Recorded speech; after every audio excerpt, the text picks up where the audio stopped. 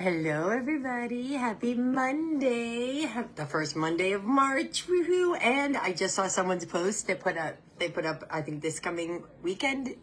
Is it this weekend? Yeah. Is the spring ahead.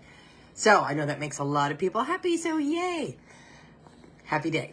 Okay, so today we are going to dive into day 3 of Spring into Action, which is my 31 days to a simpler menopause.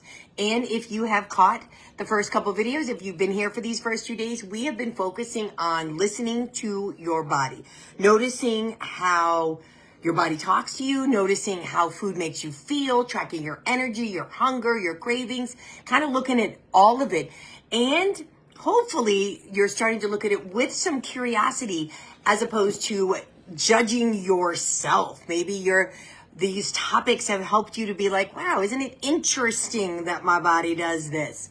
Instead of wanting to slap our body around because it doesn't do the things we want it to do. But today is just as important, if not more so, because I want you to think about what is your brain telling you right now? Because already on day 3, probably even at the end of day 1, definitely on day 2, some of you are having thoughts like, this isn't enough. This isn't what I need. I need strict rules. I need a meal plan. She's not giving me details on diet. I need a real diet to fix this. If I don't cut out sugar, if I don't cut out carbs, if I don't eat perfectly, this won't work. So if that's you, let's celebrate the fact that you are completely normal and you have a completely normal human brain.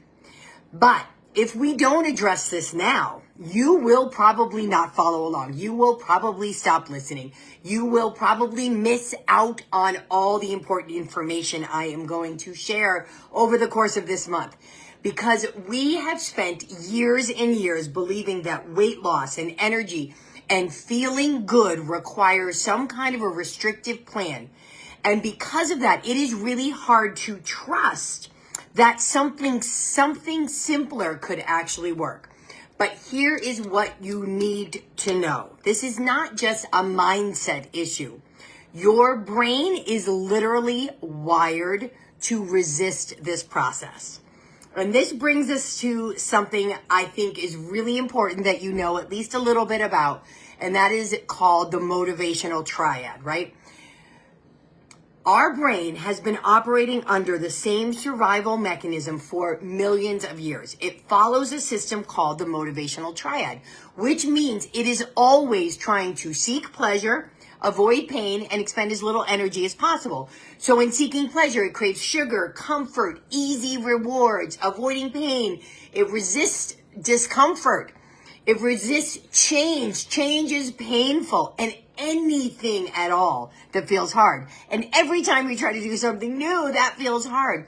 And it wants to conserve energy. It wants to stick with what's familiar and take the path of least resistance because it uses the least amount of effort. And this is why, as a species, we are still alive. It just doesn't work well for us in how we live life now. But this is why, because of those 3 things, this is why diet feels safe to your brain. Hi, Cheryl. Even when they haven't worked. They provide rules. They provide certainty, which requires much less energy than actually tuning into your body and making decisions. And this is why you might feel resistance to what I'm doing here and why you might say what I'm saying isn't enough, right? Your brain is wired 100% to seek out quick fixes, rigid plans, and rules that feel safe, right? So when you try something different, when you say to yourself, okay, I'm going to learn to work with my body instead of forcing things because I don't want to live a diet for the rest of my life. I don't want to continue living that way. When you say things like that, your brain panics. It will tell you things like, if you're not strict, it's not going to work. If I don't track everything, I will lose control and I will never lose weight.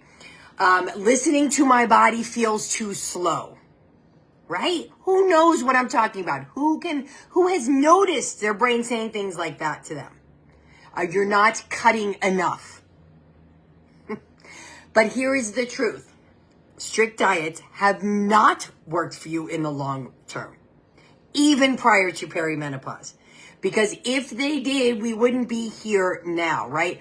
If dieting worked, you wouldn't be looking for answers. And if dieting worked, the diet industry would not be a $70+ billion industry. Dieting counts on the fact that you will lose while you diet, will not change anything else, and you go back to eating quote unquote normal, you gain weight back, and so what's your solution when it's time again? Is another diet. That is how the diet industry maintains. And it's what, way back when the CEO of Weight Watchers talks about how are they so successful? Repeat business. That's how it works.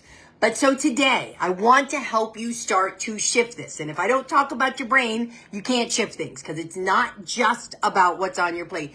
Everything you do, everything you say, everything you don't do is controlled by your brain. So if we're not taking that into consideration, which no diet does, that's one of the reasons they're not successful long term. Okay. So I want you to start to notice, I want you to start to catch the things your brain offers you. You have to remember, we have like 60,000 thoughts a day. 80% of them are negative, and usually about 80% of those 80% are usually being mean to yourself. So when you think about food, when you think about weight, when you think about menopause symptoms, when you think about your body, when you think about what you should be doing, I want you to ask yourself, what is it that my brain is telling me right now, right? So is your brain saying something like, I'm not doing enough, I just should cut carbs, poor carbs, I'm so sick of carbs. And then you need to ask yourself, is this thought true? Is it based on old diet rules? Or is it based on what actually works? When I cut carbs the last time, maybe I did lose weight, but did I keep it off? No, because I wanted to go back to eating carbs because I don't want to be somebody who doesn't eat carbs. You have to ask yourself, is this thought that my brain is offering me, is it actually true? Our brain does not offer us facts. It is all tainted with our own perception. We have a tendency to take what our brain says to us like it is a fact, like it is just the way it is. If you don't start questioning, you will never be able to change those. So first you say, you look at, what is my brain telling me? 2, you ask it some questions. Is this based on old diet rules? Is this really true? Is it based on what works for me? And the next part is you ask yourself, what is a more helpful thought? You don't need to go from negative to positive, right? We're not trying to create sunshine, rainbows, and daisies here with our thoughts.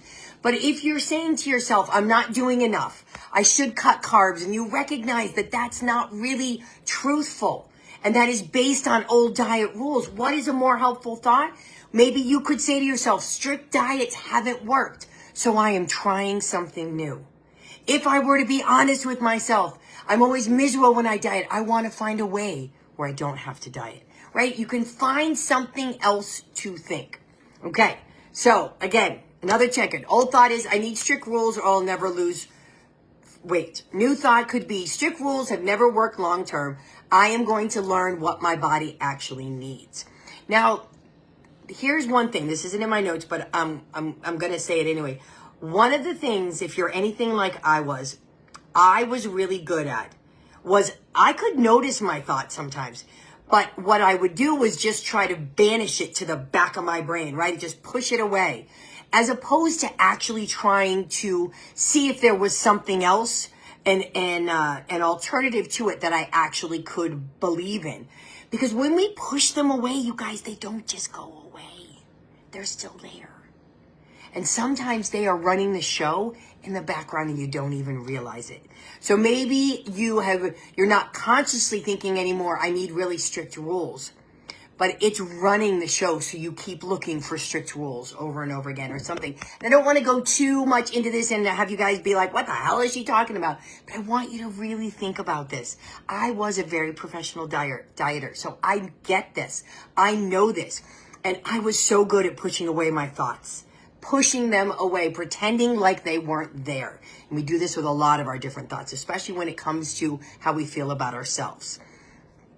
All right, I will leave that there. But the key to all of this, you guys, is catching these thoughts before they derail us. Because if you don't catch them, they will pull you back into this cycle of thinking, of living in this all or nothing, that everything is black or white, strict rules or can't lose weight. And that is not the case. Cut carbs or can't lose weight, right? Like, though, it is not that way. There's much of our progress and our success depends on where we live in the middle of all of it, in the gray area. So your challenge for today, ladies, is to pay attention to what your brain is telling you, especially around food and what you eat and your portions and what's on your plate. Notice when the old diet thoughts pop up and see if you can grab onto one and go through that series of questions, like, is this really true? Is this an old diet rule? Did it really work for me in the past? Am I willing to try something new? And then create your alternative. Like, okay, I don't want to never eat carbs again. So I am going to learn what works better for my body now. It doesn't have to be, again, sunshine and rainbows and daisies. It just needs to be a more neutral thought than the one that you had. So I would love to have you drop a comment below and let me know how much those kind of ingrained diet rules come up for you on a general basis now, right? I know for me, anytime I thought about food, the food police would show up in my head like, you shouldn't be. There's no reason you should be hungry. You can't have bread now. You had bread at breakfast. All sorts of crappy things like that. So I would love to hear if you have had experiences like that, especially if you are in this stage right now in perimenopause, postmenopause, and you are wanting to lose weight and just defaulting by nature to what you've always done, even though it's not working. Okay. So if you've already caught this and you recognize that your brain is making things harder than it needs to be, this is your cue. This is your opportunity to reach out. Let's have a conversation. Let's chat about it, because our brain is either, just like our body, it's either working with us or against us. And when we don't know which one it is, it's usually working against us. So if you are not aware, I offer free consultations where we will figure out what is keeping you stuck, whether it's the old food dieting rules, whether it's food confusion, whether it's not knowing how to support your hormones now, whatever it may be. So if you are ready to stop spinning your wheels and actually figure out what the plan looks like for you to see results, let's chat. I'll put my my consultation booking link in the comments here. Or just send me a message and we can have a chat there. All right. So thank you very much for joining me here for day 3 of Spring into Action. 31 days to a simpler menopause. And those of you guys that did your exercises yesterday's day 1 and 2, I would love to hear, what did you learn? What did you notice? What takeaways do you have from it? All right. See ya.